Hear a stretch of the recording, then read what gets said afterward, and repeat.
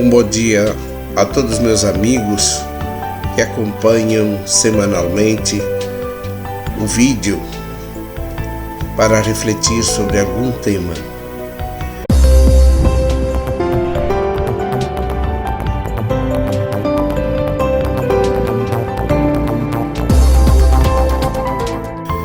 E hoje eu escolhi um tema chamado As Sutilezas Obscuras Presentes nos Bastidores do Pensamento Contemporâneo. Eu parto de uma pergunta: por que nos currículos escolares de muitas escolas, não só particulares e nem apenas das escolas públicas, a disciplina de filosofia que introduz os jovens ao pensar? Por que na reforma do ensino dos anos 60 e mesmo posteriormente simplesmente se ignorou a formação humana a todo o ensino médio, e este, por sinal, se voltou apenas e quase exclusivamente à economia e à tecnologia? Assim, outros questionamentos poderiam ser levantados nesta área. E nós vivemos na atual conjuntura política socioeconômica, novamente nesta crise, em que se procura omitir os jovens, as universidades, de preparar pessoas que pensam, que refletem, que tenham visão crítica sobre a realidade e sabem argumentar isto. Assim, levantamos vários outros nesta área. Minha gente, pensar faz parte da essência humana. Passou-se desde então quase meio século, ou mais até, os efeitos dessa situação. E isso começou a se tornar uma realidade que provoca o desatino numa geração geralmente despreparada para enfrentar a complexidade dos novos problemas emergentes. E esses provindos exatamente do avanço tecnológico e pela falta de compreensão epistemológica do mesmo. Portanto, é bom frisar que a ausência da filosofia na formação da nossa juventude tem colocado grande parte de nossa liderança juvenil num patamar de superficialidade, a ponto de confundir conceitos como sinônimos,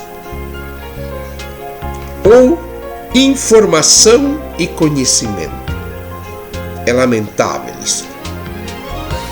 De acordo com o pensador Robert Kurz, temos muita informação hoje e pouco conhecimento. Pois o conhecimento exige método, análise e reflexão. Aliás, ferramenta que é a filosofia que vai dar, não a tecnologia.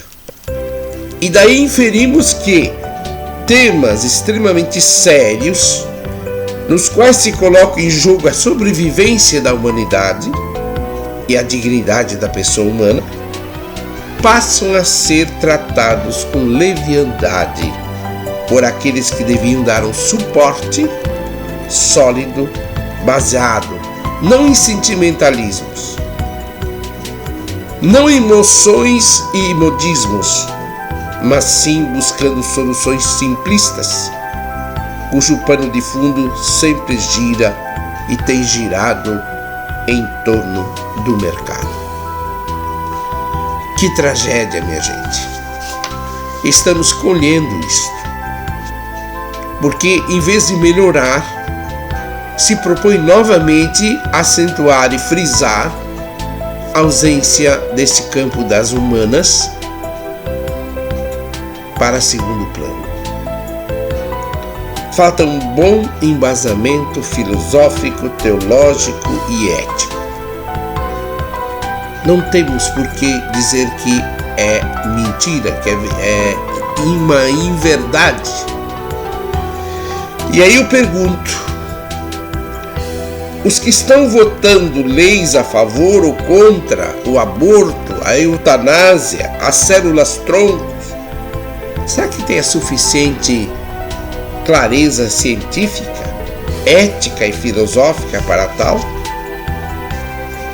É bom a gente se lembrar que nem tudo é possível fazer do ponto de vista científico e ético.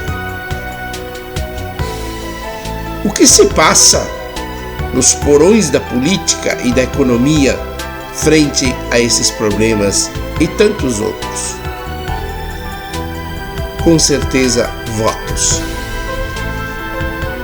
E a gente percebe, no contexto da conjuntura política socioeconômica, também da atualidade, uma ambivalência. Minha gente, ironicamente, a história que é feita pelo homem enquanto inserido na temporalidade mostra que, para quem tem a visão crítica, fatos curiosos aparecem, como os que eu vou dizer. Primeiro, as ideologias estão doentes e as ideias revolucionárias perderam todo o seu crédito na atualidade. E continua, é lamentável. Para onde vamos, nem eu sei dizer e nem prever. Segundo, o racionalismo tecnocrático mostrou e continua mostrando seus limites. E é preciso estar atento a essa visão unidimensional. Terceiro, o ideal socialista ruiu. Até porque tenho falado em alguns artigos que acabei publicando, ou nós temos a economia de mercado, onde os meios de produção não estão nas mãos do Estado, ou nós temos que viver engessados nessas ideologias que não acrescentam em nada.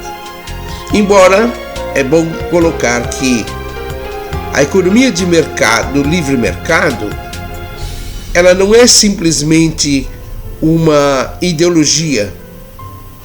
Nós vamos encontrar em São Tomás de Aquino e nos escolásticos da Idade Média tardios, eles mesmos reconhecem que é possível o livre mercado, a propriedade privada, mas há uma diferença, porque existem várias escolas dentro disso. A escola alemã, histórica alemã, a escola de Chicago e a escola austríaca. Por que eu nos escritos sempre coloco que a escola austríaca é a que mais responde ao progresso e ao desenvolvimento sustentável? Porque eles não colocam justamente a economia como fim último e sobre si mesmo, mas tem uma preocupação antropológica voltada à justiça. Saiu há pouco, e por sinal tenho em mãos e tenho lido, uma obra onde fala exatamente sobre isto. A Igreja e o Mercado. Woods Jr. é que escreve, e ele cita essas escolas todas e me chamou a atenção da importância dessa nova visão. porque muitas vezes nós centralizamos isto nessas ideologias do comunismo, das sociais-democracias e do totalitarismo, que mantém preso os meios de produção. Ora, isto não flui a economia e nem faz com que a economia seja algo importante no desenvolvimento e no progresso em benefício da própria sociedade. Falta o aspecto antropológico com vistas à justiça social e ao bem comum. E nisto, a escola austríaca, ela sai exatamente na frente. Duas pessoas importantes, dois economistas, Ludwig von Mises, como também Rothbard. Eles defendem que no final de tudo deve prevalecer a justiça. Então, toda essa ideologia do comunismo, das sociais-democracias, dos totalitarismos, isso já é uma linha superada. Temos que partir para algo melhor e mais sensato. E quarto ponto também, o próprio capitalismo, o liberalismo, porque eles não oferecem nenhuma visão coerente do homem e do seu destino. E aí muita gente acha que o neoliberalismo é a resposta. Não, capitalismo é a resposta. Não. Nós temos que buscar aquilo que faz com que a economia promova o bem-estar, da justiça e da solidariedade, apoiando o livre mercado. E o Estado inserindo o menos possível na economia, mas deixar fluir e não segurar os meios de produção, como se esses pudessem se desenvolver desta maneira, porque petrifica a livre iniciativa, a criatividade. Mas o Estado, embora possa e deva estar atento ao fluir da economia. Em quinto lugar, nós temos a teoria laicizada da providência, herdada do século das luzes, conhecida filosofia do progresso. Também criou o caos e a frustração. E tudo fez com que, no início desse século XXI, tivéssemos do nosso tempo que já Bento XVI, na encíclica Spe Salvi, falava da perda do sentido e da identidade. Cito aqui o grande filósofo Michel Lacroix. Ante todas essas questões e nesse vazio filosófico da atual sociedade, ele nos adverte quanto ao grande perigo que está pesando sobre o indivíduo e sobre a sociedade. Ou seja, uma ideologia da totalidade que corre o risco de se tornar uma ideologia totalitária. Portanto, a expressão unir para diluir pode estar por trás dessa tendência. É aquilo que muitas vezes tem se falado da nova era. Não desapareceu. Ela mina exatamente todos os espaços. E só quem tem uma visão muito crítica percebe exatamente o que está acontecendo por trás desses elementos dos quais eu citei. Outra coisa que é importante colocar e refletir, a ausência de identidade, minha gente. Isso é um veneno invisível e provocado pela nova era por essas ideologias que há por aí. Quando aponta a falta de introduzir as novas gerações na arte de pensar com lógica e coerência, não se trata apenas de uma simples crítica ao sistema educacional, mas da capacitação de discernir o que está no invólucro do pensamento atual, com consequências a médio e longo prazo desastrosas. Vejam o que esse filósofo Michel Lacroix alerta. Primeiro, a sutileza ideológica da metafísica da unidade, a mudança do paradigma, o alargamento da consciência e a transformação. Essa visão mostra o caráter totalizante da representação do mundo que permeia a ideia daqueles que se chamam adeptos da nova era. Aliás, essa forma de pensar atrai muitos ditos intelectuais, sem que façam um ajuste crítico. O segundo ponto, Lacroix diz assim: ele nos faz ver o quanto são sérias ameaças sobre o indivíduo e sobre a sociedade esta visão da nova era, que sorrateiramente veicula uma ideologia oposta à cultura nos séculos construída. E esse pensamento é diametralmente antagônico a toda a herança cultural ocidental, ou seja, coloca tudo como se fosse um entulho a ser jogado fora. Curiosamente, não nos damos conta de que junto a esse mesmo vai também nossa identidade. Aí vem um aspecto para terminar nossa reflexão de hoje: como o homem ocidental está fascinado pelas culturas orientais. Por quê?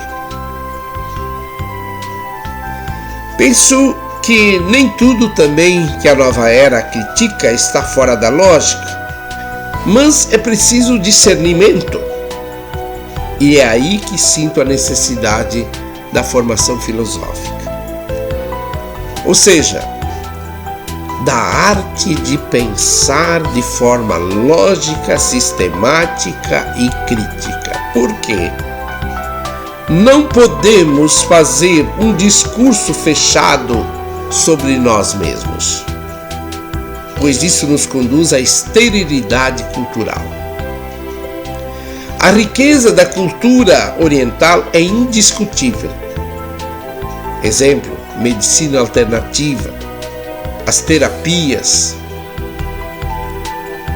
Embora, por outro lado, o perigo se encontra no momento em que esse pensamento se torna uma ideologia fechada, em uma visão de mundo totalizante, onde o ser humano e a transcendência se diluem num todo que, na prática, pode ser dito como a perda da identidade do eu. Finalmente, do ponto de vista teológico, incorremos em um erro mais grosseiro ainda quando se coloca Deus sendo confundido com a imanência e o homem tendo a petulância de se autoproclamar Deus. Isso é um absurdo para qualquer pessoa de bom senso. Agradeço a todos pela reflexão dessa semana e que tenhamos uma boa semana, se Deus quiser.